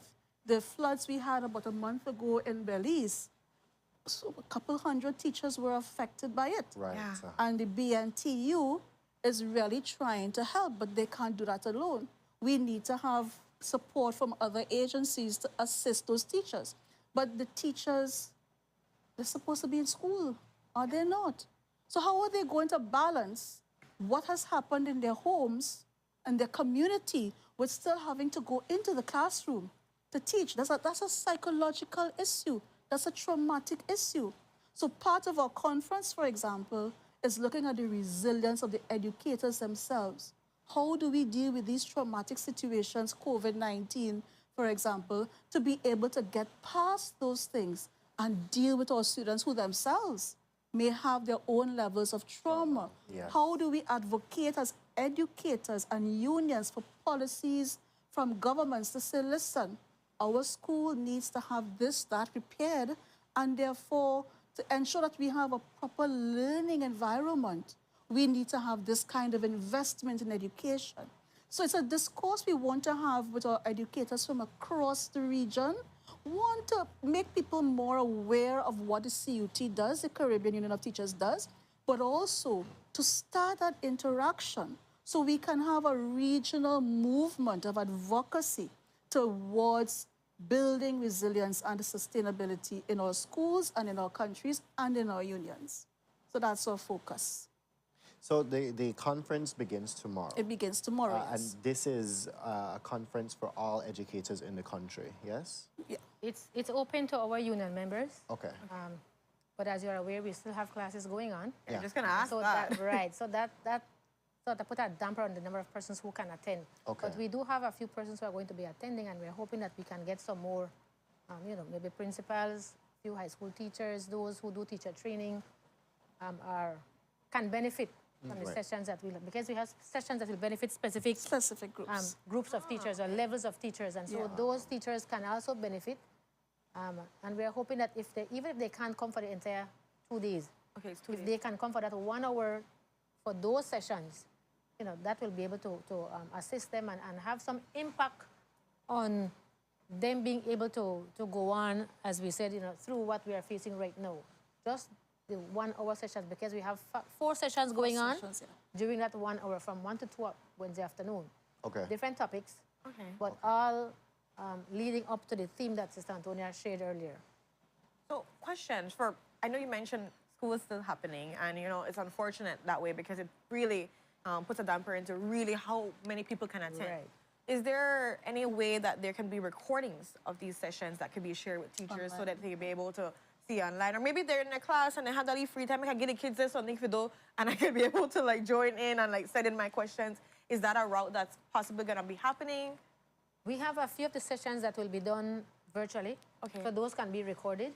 The other ones that will be done physically, in person, we hadn't thought about recording those. But, No, but we could see what can happen. We can work on that, yeah. But in addition to that, we will be having rapporteurs who will capture the sentiments and the presentations, and we will be compiling all of those to publish a conference report. Okay. So that you can, if you couldn't participate, when you couldn't get online, you can still read it early next year. Please go read about what we did and ensure that you're familiar with what we want to continue to do in our Caribbean schools. Yeah.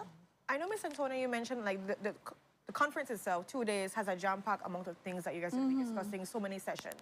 What do you think would be maybe, I know you said there's a report, but what do you think would be maybe the biggest takeaway that you would want to get from this conference to say, all right, we have this to work with, because it's going to be leading to advocacy for policy, but what specifically we want to say, all right, we got this conference, we had these sessions, we want to take this to the bank and cash it, that kind of thing? Yes, that you as an individual educator, as a union member, should not simply sit down and wait, and I'm putting it bluntly, should not just simply sit down and wait for your union, the executive, to do something, to lobby, to advocate. You have a role to play, albeit a small one. As Ms. Rosanna said, everybody has something to do. Everybody has a part to play, to contribute. So you have a role to play. Come and be engaged. Let us the first step, because if you don't make yourself aware, if you don't engage, you won't know what we are going to do, what's going to happen, how to deal with the situations. So the big takeaway is to start that kind of, well, in our terms, mobilization, to have people understand they can come on board with these activities, participate, and support one another. It's about supporting each other at the end of the day. I just want to comment on that question as well. We are going through, I don't want to say COVID has passed. We Still are have still cases struggling here. through that. And the pandemic certainly would have highlighted some of the challenges in our education systems across the region.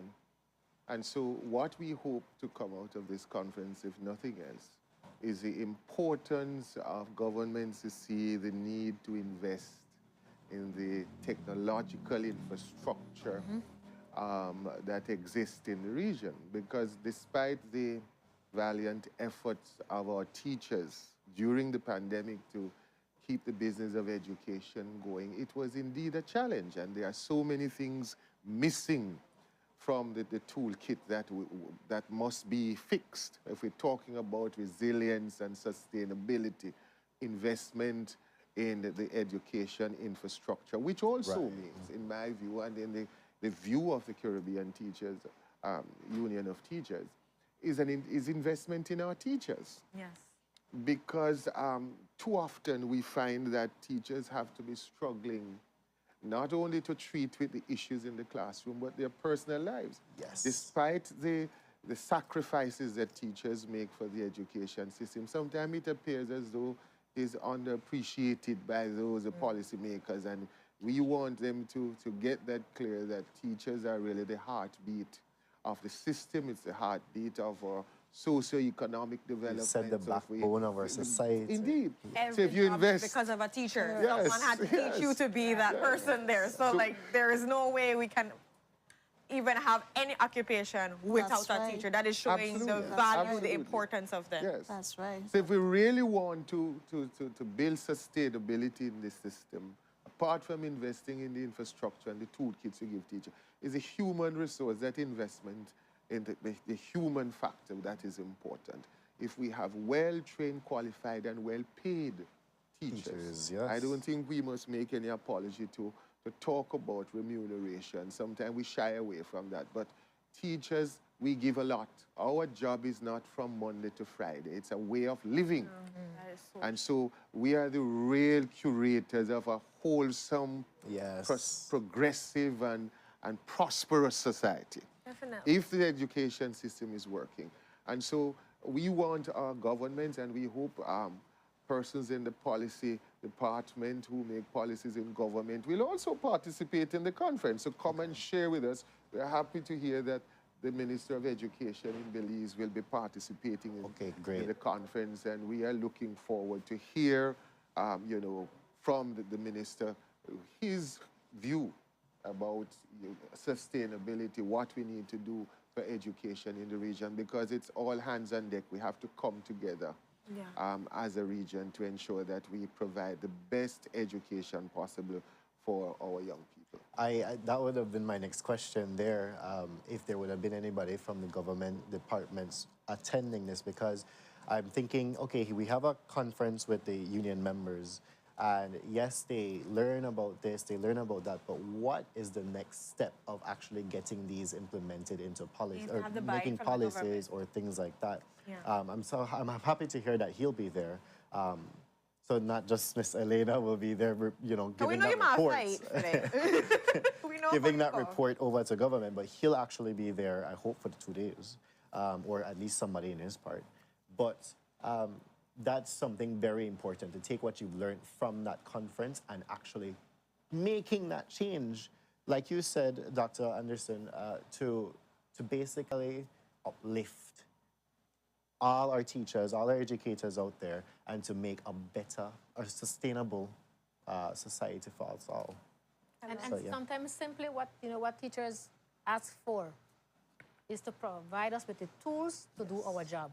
Yes. And that is nothing that no other professional is expecting. Whether you are an officer, whether you are a nurse or doctor, it doesn't matter what you are. You have your tools. Yeah. But the teachers are expected to provide those tools to do our job. And so sometimes people think that as teachers, you know, we ask too much and we strike too much, and we, you know, it's always complaints when teachers have to take to the streets. But we have to understand that when we do those things, it is not always for us to benefit from personally, but it's for the system to benefit from. It's for the students to benefit from. And when they benefit, their parents also benefit. Yes. Exactly. And so, you know, it's a cycle. So when we are fighting, it's not just fighting for us, but for the entire country. Because as you all know, we don't only deal with education matters. We deal with national issues as well. Yeah. Right? So we are hoping that, as President said, the minister is our keynote speaker for tomorrow morning. I don't believe we will have anybody from the ministry sitting in the sessions because, as you know, you heard CEO, they seem to be going around districts dealing with some other matters as well. Okay. So but I'm sure they might be hearing us, and if there's anybody from the ministry who is available and, and they consent to spend the time with us, then we would appreciate that. But I want to take the time to say thank you to the ministry because, as I said, school is still on. We still have classes. Right. And so we wrote to the chief to request time off for those teachers to be able to attend the 2 days, and there was no issue. Okay, great. I got a response right away, and I think we have about 20 teachers who are going to be on site. I mean, it's not a lot, but we have to understand that tomorrow is report card for most schools, and so it's difficult for them to have to get away. Right. Right? So we were able to get the time off right away. We sent in, I think, 4 names again yesterday, and right away, by the time I turned around, a response was there, time off has been granted. So we are getting the support from the ministry in other ways. In addition to that, the ministry is also supporting financially to assist us in covering the cost of the conference. Because great. the conference, just for the 4 days itself, 2 days, would be around $26,000. And that is just for the food and the venue and things like that. It's not for anything extra. So they're giving a contribution, and we thank them for that. We also have the Ministry of Foreign Affairs. They are contributing as well, and so we thank them for that. And then on Thursday, we have the Prime Minister hosting the participants to a closing reception. Okay. And so we have to be thankful that we can have our Prime Minister accept to host the Caribbean Union of Teachers while they're in country. So we have been getting the support. That's real. No, that actually is a great route to even start this conference on, because it shows, I am here to support you in whatever way that this is supposed to go. So even if they're not directly there in that conference, this shows a positive light that, whatever is supposed to come from this. With this report, there's already support in the bidding. Because the mere fact that I give time off to make it even had a conference and they're going to support financially, that means there's a vested interest there that they see this is going to align with us, this is going to make the country better. And that's all I feel like any public member, any teacher would want, to have us all on the same page, working together for the betterment of the country. I mean, that's correct. That's important. ideal. That's important because the CUT, as a member of Education International, which is the umbrella body for all teachers' unions around the world, one of the fundamental aims is that you want to support quality education as a public good. Now, as unions, as Sister Lena said, we will get up and we will go to the streets and do what we have to do, but it's not always for ourselves. But if we can have this level of support and more by the government, then we fulfill that mandate of providing quality public education for all students in an equitable manner. Because we know sometimes, given circumstances and resource allocation, it may not be equitable and some people may not get what they need to get, So that that fundamental goal, as President said, investment in education, quality public education, is something we want to focus on in the conference as well. And to drive that point home, we need the collaboration of state entities and other NGOs as well. Right, right. I think the point should be made too that we do have a number of delegates, both at the executive meeting and from across other countries in the region participating. Actually, in Belize, some are coming in today, and we are happy that we are getting this kind of support. The Caribbean Union of Teachers is really the melting pot of what the region represents, the diversity, but the unity. In the same breath. And so we are happy that we have persons participating, and we want to thank Sister Elena for having accepted again to host both the executive and the education conference. It's a good feeling to be in Belize, and Sister Elena has been a stalwart at the Caribbean Union of Teachers for many years, really championing the cause for not just the teachers of Belize, but the teachers across the region, which is really what the CUT represents, is our advocacy across the region. So we interface with, regional groups, whether it is CXC, whether it's CARICOM. You would have heard our voice out there speaking on issues relating to CXC and what should happen and how we should treat with all the challenges occasioned by COVID-19. So we are out there not just championing, improved conditions of service for our members, though important that is, and we make no apology to do that. But we have a vested interest in ensuring that we provide this kind of quality education for the region, because we see the progress, the prosperity of the region rests in the quality of education that we provide. And that is important for us. Very often, teachers' union activities are mistaken to just want more money, but absolutely that's not the case. We have always been about quality education, and a part of that mix is how we treat with our teachers. Too many of our teachers across the region struggling to get a livable wage. Yes. Some of us in the courts fighting our governments, literally government asking, you should defend why you need a raise of pay. Wow. Isn't that somebody, a government that is not in touch with what is happening? So we make no apology for that struggle, but we are also equally struggling to ensure we build the educational infrastructure within the region, because that's important if we are going to progress and be real serious competitors in the global community. Right. And we I think one of the things that we learned, well, not that we don't know, but that came across yesterday again, was the fact that despite we are different countries, we are different units gathered together, we all have similar issues, similar concerns, that at times it feels as if though all of our ministers of education have a meeting somewhere. And it's like, I will get this headache. Oh, no. Right. This will be the big issue. All they are stressed out this and going in that. All the PM meetings, yeah, what? No race, none of uno. Yeah. And then that one goes there, and so it comes across. And that's how it seems, because when you hear of the issues, similar things are happening, and it may not be happening to you now, but next year we meet again, we hear, we spoke about that, and that's what we are doing now. You get a no or something like that. So the member goes around, it circles the Caribbean. And that is how it seems. That is how, so these kinds of meetings, these sessions, allow our people, especially for countries who cannot send, we would not be able to send 20 persons to a conference. Yeah. We can't afford it. So when we are hosting, it gives our people that opportunity to be able to meet, to have discussions with our colleagues from across the Caribbean, to hear what are the similar concerns, what are the similar maybe even successes, because we all have our own success that we can learn from each other. Right. Yeah. And that allows them to be able to see, listen, we're not the only ones struggling. Yeah. And if my president is doing this or is saying this, now I know why, now I understand the importance of doing this, now I know why I should be supporting, now I know why I must be active in my union, because if I don't, this is what can happen. So it gives us that platform to be able to share with one another, to learn from each other and to grow. And that is what we are hoping, that at the end of the 4 days, we would have grown a bit, we would have shared a lot, we would have learned a lot, and we would be able to press on, knowing that we have our brothers and sisters in the wider Caribbean who would be there to support us when that time comes.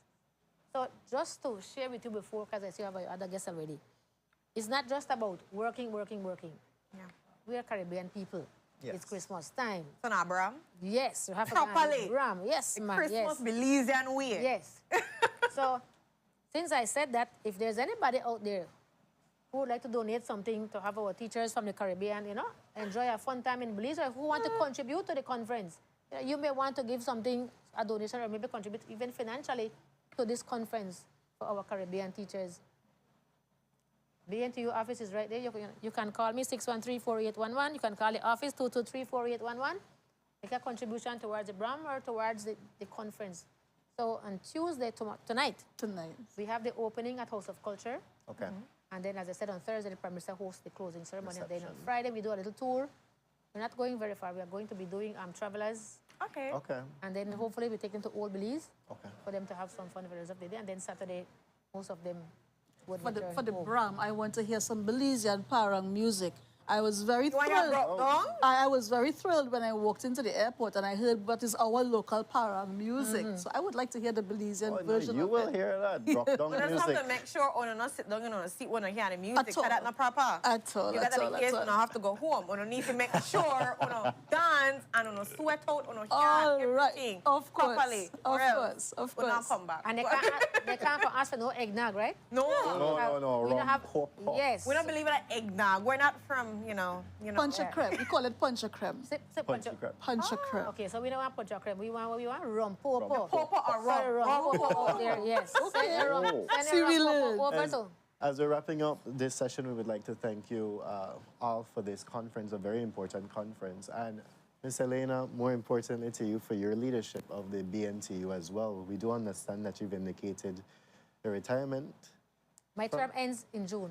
30th In of June. June, my term ends. And so, you know, I It is walk over. away and I go back to my classroom and I enjoy my babies. Aww. So that's the left way. Yes. A big thank you because it's been years of leadership, no? I know, but you still come back from my coach. I know that. You still come back, right? Yeah. You have to say yes strongly because I don't feel like that you're strong. I will be back often. All Great. right, okay. And I hope you guys enjoy your stay in Belize. Wait, I know we had this in 2014. Did you guys come in the 2014 one or no?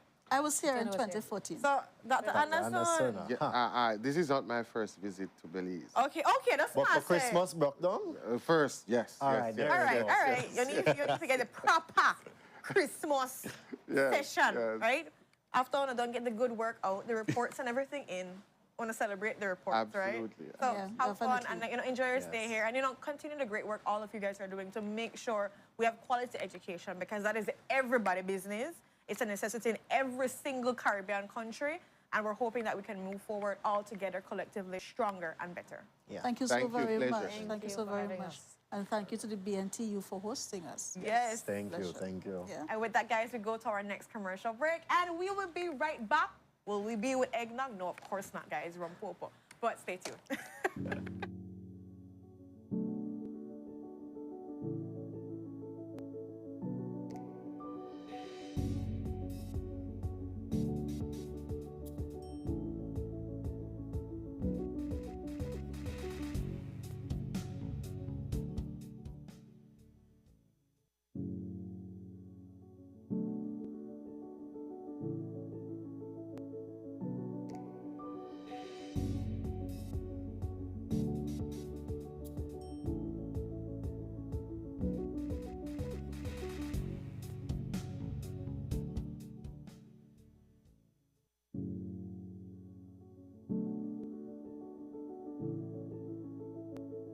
I must be dreaming.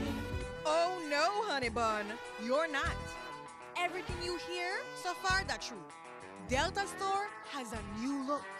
Delta Store is at the same location, right down Albert Street. Delta Store has a wide variety of fabric. Delta Store offers quality and savings. Everything in a Delta Store for only $4.99 or less. Snap out of that dream and head on down to Delta Store today.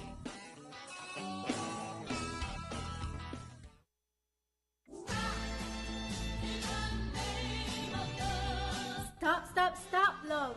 Don't paint that wall. I have a better idea. Let us wallpaper it. It is cleaner, easier, and so beautiful and looks very artistic when it is all done. And takes less time to do up a wall than to use that smelly paint. And guess what? It is romantic. What you mean romantic? What is romantic about putting up a wallpaper, honey? Tell me more. Well, you see, we will go to Mikado and see the range of wallpaper. Then we will choose the design together. We will come home and start putting up the wallpaper. And we will be together and be beside each other. We can put wallpaper in all the rooms. And who knows, they even have wallpaper for the baby room too. Well, I like the sound of that, so what are we waiting for? Let's go to Mercado like now. Come in, honey. You can also see our selection of wallpaper on our Facebook page. Like us and follow us on Facebook. Mercado, centrally located in the heart of Belize City at number 37 Albert Street. ¿Sabías que Hospital Galenia modificó los protocolos de seguridad y prevención de salud ante la pandemia de COVID-19 para evitar contagios? Se garantiza que todo paciente que llega a quirófano está libre de COVID y durante su periodo de recuperación no va a tener contacto con un paciente infectado. Hospital Galenia, más que un hospital. Join me tonight, along with Chef Sean and Chef Finnegan, as we make Christmas dinner with all the trimmings turned all the way up rich. We'll have tips on how to make your turkey tremendous, your ham heavenly, your stuffing succulent, and your salad saucy. I'll be there in my silk PJs while Mr. Finnegan is in flannel, and Sean will just be on. So join us for Christmas Bram on Channel 7 tonight at 8 p.m.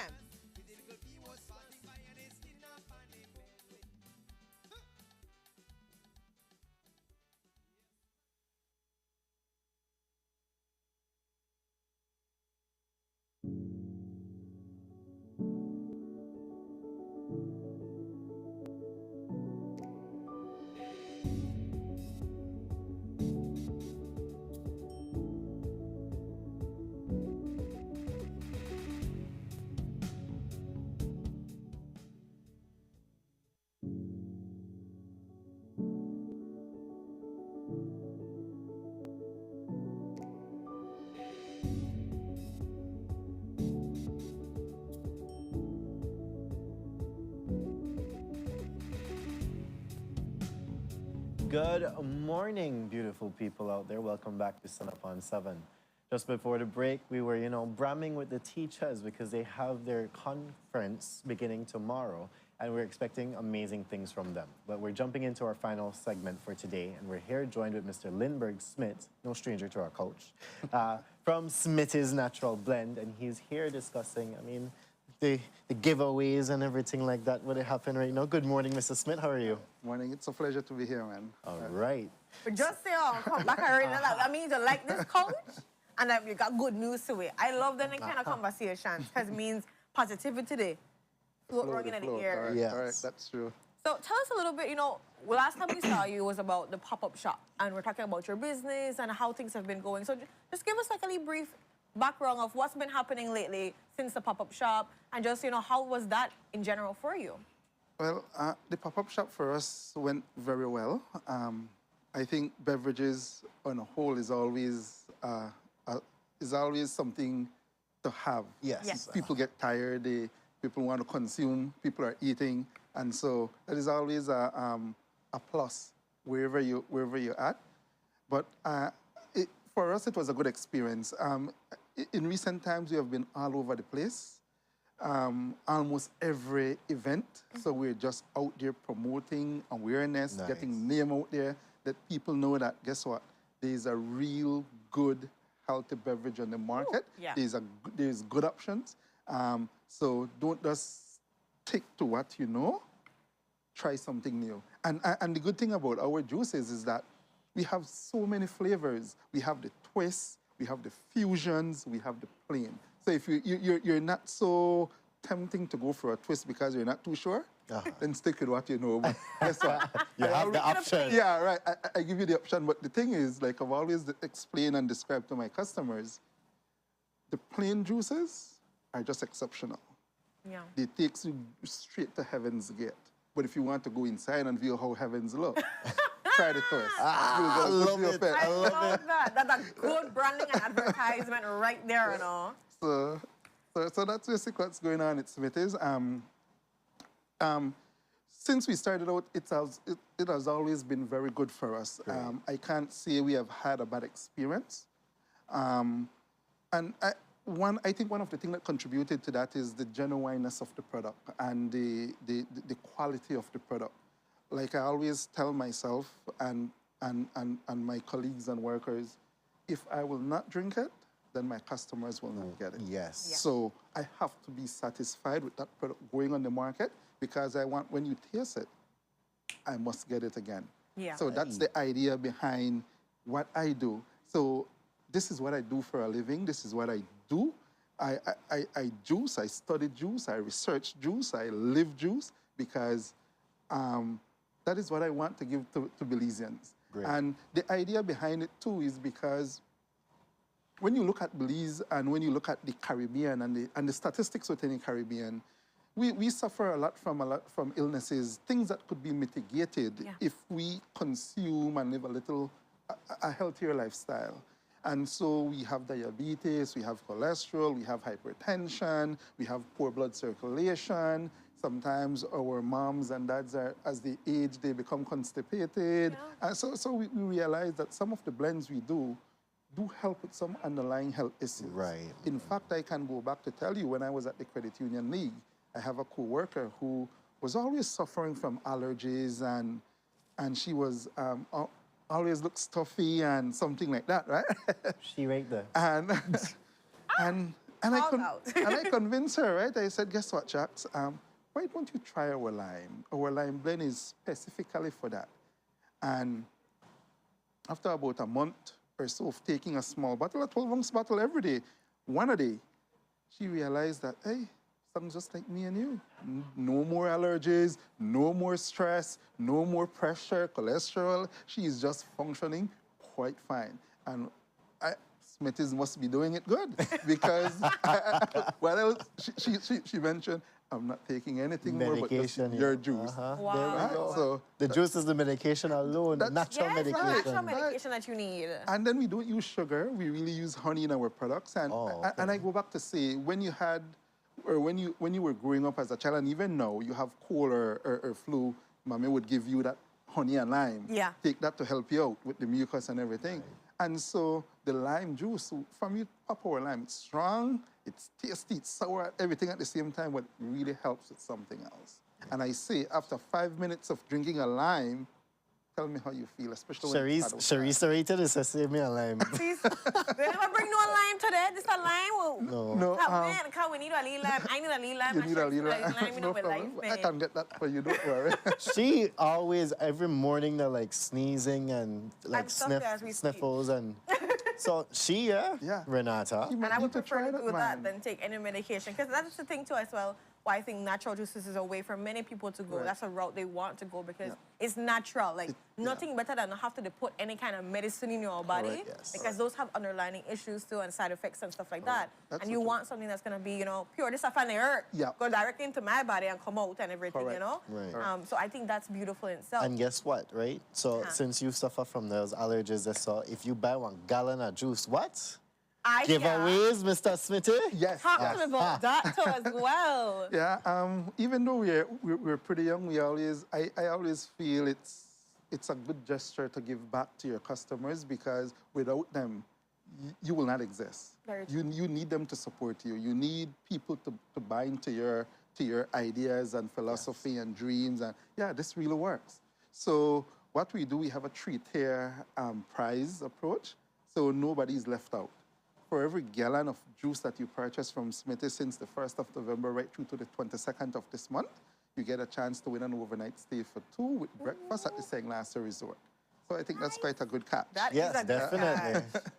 And then if you may not have that $25 or $26 to purchase the gallon, then the half gallon will do too. Okay. And so for every half gallon you purchase, you get a chance to win a $100 gift certificate to Midtown. So go and just bring in New Year's while you're drinking on those daiquiris and so on, right? I like that. And I hear they have still more. Yeah, yep. And then if you don't have that $15 or $16 for the half gallon, well, guess what? You're not left out at all because even a 12-ounce bottle, for every 3 or more 12-ounce bottle you buy, for every purchase of a 3, you get a chance to win a Christmas ham. Even that, I mean, man. So I think they're good prizes. Definitely. They're good prizes. Who don't love ham? Who don't love a gift certificate where you can literally spend whatever you want? Like you want this, I will get this because, and that's what I love about gift certificates so as well. You don't have to tell me what to get. I could pick it up for myself. Correct. And then of course, everybody's thinking about that mini vacation. We don't have to leave funds like that for go. Correct. But you're giving me a two persons can go for an overnight. overnight, I know your breakfast. Yeah, your breakfast. I like a leave breakfast. Because you are buying and remaining healthy. Exactly. That's true. So the thing we came up with was the idea of on Christmas time, everybody buys soda. We stock up on a lot of sodas and this. And I thought, well, why not drink healthier this holiday season? And because our blends also is a perfect blend for alcoholic mixes too. So you realize that you're not losing anywhere. You can take your orange juice and Campari. Man, that's just a good kill. Orange juice and your vodka, your coconut rum or pineapple juice. And if you realize some of the juices you will get or taste, they're not watery juices. They're like the nectar, they're really thick juices. Ooh, okay. So you get the real fruit. If you ask for cantaloupe, trust me, you get cantaloupe. No, I got your orange juice. And you know what's so funny for me? I'm always a skeptical person because I love orange juice, but a lot of times people have the orange juice where I always got the orange, and the person with a fight or something, and the orange have a feud, and that way that kind of have a sour taste. But this orange was so sweet and refreshing. Yeah. And I was like, man, this is so good. Yeah. So I could vouch, but specifically for the orange juice that I tried. You know, here, Mr. Lindbergh, that the one we tasted before you come out. I love it. I love it. Yeah, so I like that you enjoyed. Even one of your colleagues was mentioning to me he got the orange ginger, the orange twist, okay. And he thought that was right on point. Or he don't know how to explain it, but that was so it's really good. refreshing. So and the good, thing is, yeah. like I said, there's not an aftertaste where it could be like, you know, sometimes when you drink juices and they're too powerful or so, and they have this taste in your mouth left over, none of that happened. And it's just super refreshing. And because of the way it made like icy cold and then it get melt, I was like, damn, this is a party already happening here. I know a healthy party. Oh, big up to my liver and all these different things that are going to be healthy for this. That was at Ladyville right there on the screen, showing on the screen. That was some of our new customers. So this that's is a half gallon. That's how it looks. Half gallon. Okay. Yeah, that's how the half gallon looks. So I was going to ask. Those are the 12 ounce. In regards to people wanting to order juices or so, can you give out your contact information Yes. so they can get that? And also, you know, if you live far, so where can they be able to locate you to maybe pick up? Or is there a route for delivery or something like that that maybe they can work out with you? Because I know you travel all the time. Yeah. You go all over the country and you're not a juice man. So can you tell us like all that information so people can get their juice ready? Yes, definitely. We every 15th and ending, I would normally go Belmopan, Kaya, villages in between. I also go Orange Walk, Corozal. Kevin. And so I go that route. So normally, the way we work it and how it has been working for us to date, we use our WhatsApp quite a lot. So we exchange numbers. I ask if you don't mind sharing, if you want me to contact you, and I would let you know, hey, guess what? Smithers is heading your way this weekend. Any interest in getting a gallon or some juices? You just let me know, and I have that package for you and prepared and delivered straight to your door. So when I reach Orange Walk, I'll say, hey, Kev, or hey, Renata, I'm here. Where to meet you? You just give me a location, and I drop that off at your door. Making no extra your cost. juice dreams. I swear, so I hear you going to open a car, so that's on my route. Yeah. So, You done to get ready in the truck? Because I did put in my purchase ahead of time for the lime. Because, yeah. And then sometimes too, like on Fridays, I would normally do a visit to the market day in Belmopan where customers can also just randomly, we have this, we may have a gallon and a half gallon just available for those who may want to take one, but we normally would have the 12-ounce bottle. But one of the things with this smallest juice you're seeing right there. This is like a baby juice, yes, so adorable. We have a little smaller one to that, which is the 8-ounce, and the reason we do that, these are not for the public. We do these specifically for schools. And we cater mothers. We try to target mothers and fathers who may have kids going to school. So we call them the one-a-day grab and go. Just put that in your kids' lunchbox and let's go. These are packaged in 5s or 6. I love it. Right? So it's so adorable. And they're so reasonable because that right there, 6 of those or 5 of those, 6 would be 12, 5 would be 10. So 10 a week and your child have a juice a day. Nice. So no need to hassle or worry what he's drinking at school. Once the Smith is right there available. Instead of all the otherly overly sweet juice where they get something nice and healthy and it's cute and it's frozen, guys. You can freeze it up and send it away and they have something healthy that you know they're going to be getting their vitamins or their minerals in their body. And the little smaller one is even far cheaper. The little smaller one, if you don't have the $2, it's just $1.25. You get it by maybe $7.50 for the entire set for the week for your child. So it's right within that means that you could afford and have your child drink healthier rather than consume sugary drinks. Right. Children do drink more than 1 juices per day. Definitely. That's a given. I might drink a soda in the morning, a juice in the afternoon, and maybe by mid-morning break again you have another juice. That's true. So the reason we cater that small size. Now the 12 ounce, the gallon and half gallon for the general public. And as they grow up in the bottle size. Yes, definitely. The older they get, the bigger the bottle comes. Right. And then people could find us on Facebook right under Smith's Natural Blend.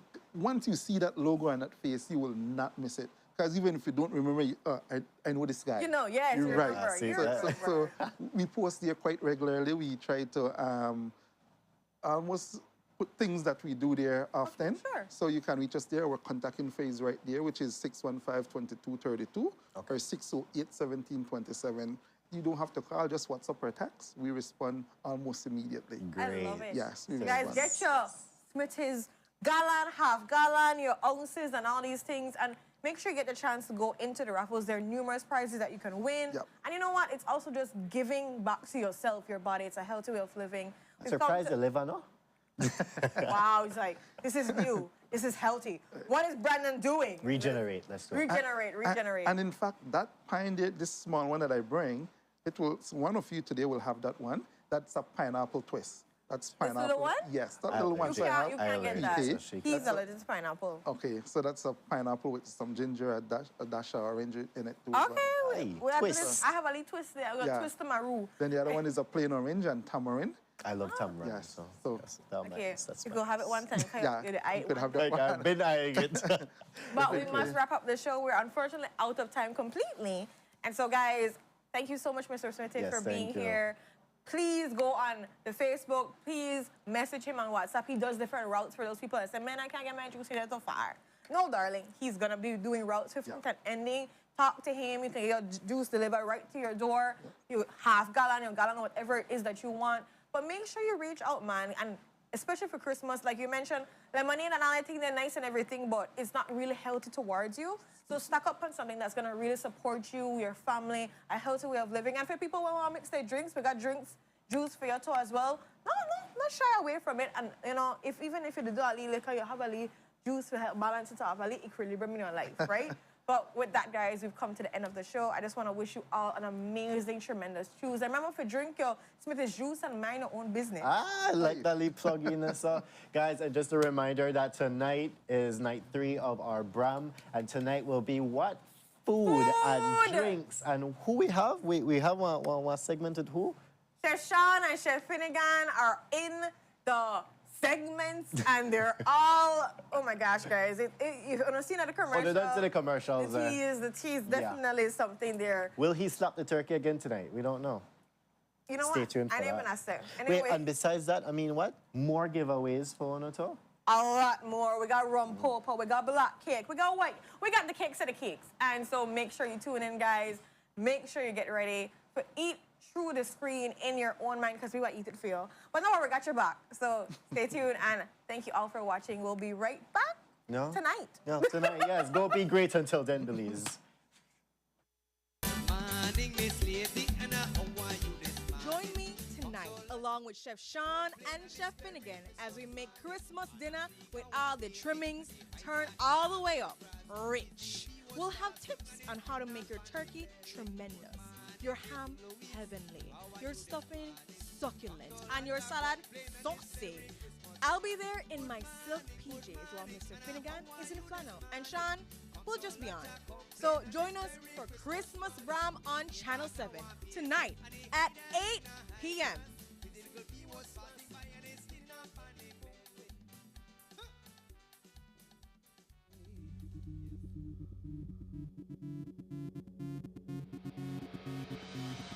A place to call your home, a place where you can grow.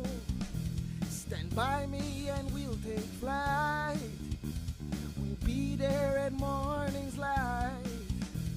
I've got you covered on all concerns we share today.